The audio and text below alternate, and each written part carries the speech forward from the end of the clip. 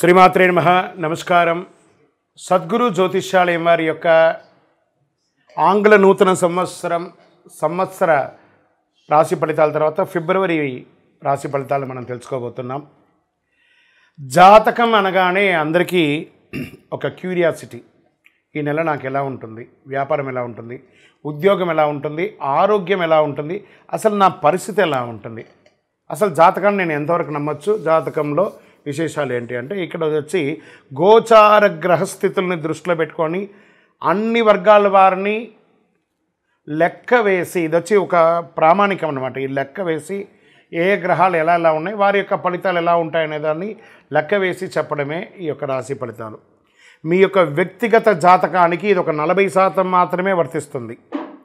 మీ సంపూర్ణ జాతకం తెలుసుకోవాలి అని అనుకుంటే మీ పరిసర ప్రాంతాల్లో ఉన్నటువంటి జ్యోతిషాస్త్ర నిపుణుల్ని మీ యొక్క date of birth, time of birth, place of birth ఇచ్చి తెలుసుకోండి. మళ్ళీ చెప్తున్నాను, జ్యోతిష్యం, జాతకం అనేది పడుతున్న వర్షానికి ఒక గొడుగు మాత్రమే, కానీ జ్యోతిష్యం జీవితం కాదు. మీరు మిమ్మల్ని నమ్మండి, జ్యోతిష్యం ఆ దారిలో మీకు సపోర్ట్ చేస్తుంది. ఎవరైనా అడగాలనుకుంటున్నారా, లేదా మా ద్వారానే అడగాలనుకుంటున్నారా? 21 వయసు లోపు ఉన్న వాళ్ళు అడగకూడదు, చదువుకోవాలి విద్యార్థులు. 60 వయసు దాటిన తర్వాత మీరు అన్నీ అనుభవించేశారండి, అన్నీ తెలుసు మీకు. జీవితంలో అన్ని వర్గంలో ఉన్నటువంటి వసతులు, కష్టాలు, సుఖాలు అన్నీ పొందారు కాబట్టి మీరు దైవ ప్రార్థన చేసుకోండి, మీకు అన్ని మేలుగా జరుగుతుంది. ఎవరైనా జ్యోతిష్యం తెలుసుకోవాలనుకుంటే వ్యాపారం, ఉద్యోగం, వివాహం, సంతానం, ఆరోగ్యం గురించి ఏమైనా తెలుసుకోవాలనుకుంటే అడగండి. విజయోస్తు. ముందుగా మన యొక్క టీవీ ఛానల్ ద్వారా చూస్తున్నటువంటి ప్రేక్షక మిత్రులందరికీ కూడా శుభాకాంక్షలు. చాలా చక్కగా మమ్మల్ని ఆదరిస్తున్నారు చూస్తూ, కానీ కొంచెం అట్లా like and share and subscribe చేస్తే ఎంతో బాగుంటుంది కదా. మంచి విషయాలు మేము తెలుపుతున్నామని అనుకుంటున్నాం. అది మీకు ఇది మంచిది అనిపిస్తే సబ్స్క్రైబ్ చేయండి. మీతో ఒక 18 మందిని సబ్స్క్రైబ్ చేయించండి. జ్యోతిషాస్త్రరీత్యా 12 రాశుల్లో ముందుగా మొట్టమొదటిది మేషరాశి. అశ్విని నక్షత్రం 1, 2, 3, 4 పాదములు, భరణీ నక్షత్రం 1, 2, 3, 4 పాదములు, కృతికా నక్షత్రం మొదటి పాదానికి జన్మించిన మీరు మేషరాశి వారిగా పరిగణించబడుతున్నారు. ఈ నెల మీకు శుభాశుభ ఫలితాలు ఎలా ఉన్నాయంటే, ఈ నెల కాస్త మిశ్రమ ఫలితాన్ని చెప్తుంది అని కూడా చెప్పచ్చు. ఏమండి, మేషరాశి వారికి 7.5 వచ్చేస్తుందట, ఎప్పుడో వస్తుందని ఇప్పుడు నిద్రపోకుండా ఉంటారా, ఇప్పుడు భోంచేయకుండా ఉంటారా? 7.5 వచ్చిందంటే మనల్ని ఓవరాయిల్ చేస్తున్నట్టు ఆ శని భగవానుడు మనల్ని, కాబట్టి భయపడాల్సిన అవసరం లేదు. ఫిబ్రవరి 12న సూర్యుడు మీ 11వ ఇంటికి వెళ్తున్నాడు. సూర్యుడు మరియు బుధుడు నెల ప్రారంభంలో 10వ ఇంట్లో, 11వ ఇంట్లో శని, 12వ ఇంట్లో రాహు మరియు శుక్రుడు, బృహస్పతి 2వ ఇంట్లో ఉంటాడు, 6వ ఇంట్లో కేతు. ఇది గ్రహస్థితులంతా కూడాను. కెరీర్గా, వృత్తిపరంగా గణనీయమైనటువంటి విజయాల్ని పొందే అవకాశాలు బాగున్నాయి. ప్రభుత్వం ఉద్యోగంలో ఉన్నవారు కానీ, ప్రైవేట్ రంగంలో ఉద్యోగంలో కానీ మీ ఉన్నతాధికారుల యొక్క ప్రశంసలు పొందుతారు. చక్కగా ప్రమోషన్స్, జీతం పెరగడము, ఇంక్రిమెంట్స్ పెరగడము, లేదా మీరు కోరుకున్న చోటుకి ట్రాన్స్ఫర్స్ అడగడం, ఇవన్నీ జరగచ్చు. వ్యాపారం, అదనపు లాభం, మల్టిపుల్ లాభాలు పొందే అవకాశం మార్చి 27 లోపు ఉంది. పోటీదారులు, వాటాదారులతో మీకు ఎవరైతే ఉన్నారో వాళ్ళకందరికీ కూడా వ్యాపారాన్ని విస్తరింపజేయడానికి, కొత్త పెట్టుబడులు పెట్టడానికి ఇది మంచి సమయం కూడా చెప్పచ్చు. ఆర్థికంగా మంచి ఫలితాలని పొందుతారండి. అన్ని రకాల పనులు, గవర్నమెంట్ నుంచి మీరు ఏమైనా పర్మిషన్స్ కోసం పెట్టినటువంటి లైసెన్స్ రెన్యువల్ లేదా ట్యాక్స్, ఇవన్నీ ఏమున్నాయి అవన్నీ కూడా చక్కబడతాయి తప్పకుండా. మీ ఖర్చుల విషయంలో మాత్రం జాగ్రత్త పడాలి. ఎలాంటి రుణం చేయకండి, అప్పులు చేయకండి.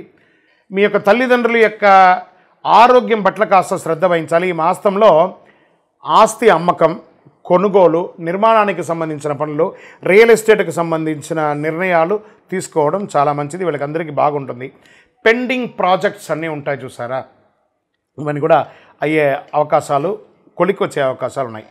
మీకు ఇష్టమైనటువంటి వారితో ప్రేమ బంధంలో ఉన్నటువంటి వాళ్ళు, లవ్ మ్యారేజ్ ప్రపోజల్స్ ఉన్న వాళ్ళకి దిస్ ద రైట్ టైం చెప్పచ్చు. ఇంట్లో శుభకార్యాలు అయ్యే అవకాశాలు ఉన్నాయి. వివాహం, ఉపనయనం, గృహప్రవేశం ఇలాంటివన్నీ కూడా అవకాశాలు ఉన్నాయి. ప్రయాణాల్లో చేసేటప్పుడు మీ యొక్క ముఖ్యమైనటువంటి విలువైనటువంటి వస్తువులంతా కూడా జాగ్రత్తగా పెట్టుకోవడం చాలా మంచిది. వివాహితులకి, చక్కగా వివాహమైన వారికి సంతానం సకాలంలో రావడం, వివాహం కాని వారికి మంచి మంచి సంబంధాలు రావడం. ఏమండి, మాకు నూతన ఉద్యోగం కోసం ప్రయత్నం చేస్తున్నామండి, తప్పకుండా అది ప్రైవేట్ రంగంలో కానీ ప్రభుత్వ రంగంలో కానీ మీకు ఉద్యోగం వచ్చే అవకాశాలు ఉన్నాయి. విదేశాలలో ఉద్యోగానికి ఎదురు చూస్తున్న వారికి మార్చి తర్వాత అవకాశం ఉన్నాయి. ఉద్యోగం చేస్తున్న మహిళలకి ఇది ఒక మంచి సమయం కూడా చెప్పచ్చు. మీరు కోరుకున్న చోట ట్రాన్స్ఫర్ అయ్యే అవకాశాలు ఉన్నాయి.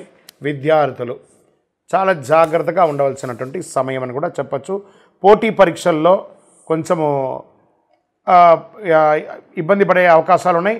జాగ్రత్తగా చదువుకోవాలని కూడా మాత్రం చెప్పడం జరుగుతుంది. తర్వాత ఆరోగ్యం పట్ల తీసుకుంటే ఒక శస్త్రచికిత్స అయ్యే అవకాశాలు గట్టిగా ఉన్నాయండి. కాబట్టి మీరు కొంచెం జాగ్రత్త పడవలసినటువంటి అవసరం ఉంది. అండ్ మేము విదేశాల్లో ఉన్నామండి, మాకు ఏమైనా H1 వీసా అవ్వడం కానీ గ్రీన్ కార్డు కావని ఇవన్నీ ఉన్నాయంటున్నారా, మీరు జాగ్రత్తగా ఉండవలసినటువంటి సమయం ఇది. తర్వాత షేర్ మార్కెట్ మిశ్రమ ఫలితం చెప్పచ్చు. రాజకీయ నాయకులకి కూడా మిశ్రమంగా ఉంది, జాగ్రత్తగా ఉండవచ్చు. మీ డాక్యుమెంట్స్ అంతా కూడా జాగ్రత్త. డ్రైవింగ్ చేసేటప్పుడు బాగా జాగ్రత్తగా ఉండాలి. ఆల్కహాల్ కానీ లేకపోతే మాదక ద్రవ్యంలో ఏదైనా మీరు వాడుతున్నారంటే జాగ్రత్త పడండి. లేదా మీ యొక్క శరీరంలో ఒక ఆర్గాన్ దెబ్బతిని దాని శస్త్రచికిత్సకు అయ్యే అవకాశాలు కూడా ఎక్కువ శాతం మేషరాశి వారికి ఫిబ్రవరి నెలలో ఉంది. సరే, ఈ నెల మీకు ఏమైనా మంచి రోజులు ఉన్నాయా అంటే 1వ తారీఖున, 4వ తారీఖున, 7వ తారీఖున, 10వ తారీఖున మీకు చాలా బాగుంటుంది. చంద్రాష్టమం 20వ తారీఖున 2వ నెల 2025 ఉదయం 6:49 నుండి 22/2/2025 సాయంత్రం 5:40 వరకు ఈ 2.5 రోజులు తస్మాత్ జాగ్రత్త. సంతకాలు పెట్టేటప్పుడు జాగ్రత్త, ఎదుటి వాళ్ళతో మాట్లాడేటప్పుడు జాగ్రత్త, వాహనం నడిపేటప్పుడు జాగ్రత్త. చంద్రాష్టమం అంటారు. మరి ఈ నెల మాకు అదృష్ట సంఖ్య ఏమైనా ఉందా అనుకుంటే 2, 5. అదృష్ట రంగు ఏదైనా ఉందా అంటే పింక్ కలర్, ఊదా రంగు మీకు కలిసి వస్తుంది. మేము ఎవరైనా పూజించాలి అని అనుకుంటే సుబ్రహ్మణ్య స్వామి వారికి ప్రార్థన చేయండి, అమ్మవారి దుర్గా అమ్మవారికి ప్రార్థన చేయండి. సరే, పరిహారం ఏమైనా చేయొచ్చు అంటే మంగళవారాల్లో సుబ్రహ్మణ్య స్వామి వారి దేవాలయంలో ఒక 19 ప్రదక్షిణాలు చేసి మీ వయస్సు ఎంత ఉందో అన్ని దీపాలను, నువ్వుల నూనె దీపము మీ వయసు నెలకొక్కసారైనా అమ్మవారికి చెయ్యండి. తర్వాత గణపతికి గరిక ఉంటుంది కదా, గరికను జిల్లేడు పువ్వుతో మాల వేయండి, బాగా ఉంటుంది. ఇంకేమైనా చేయాలి, మంచి అతి శక్తివంతమైనటువంటి కరుంగాళి మాలను ధరించండి.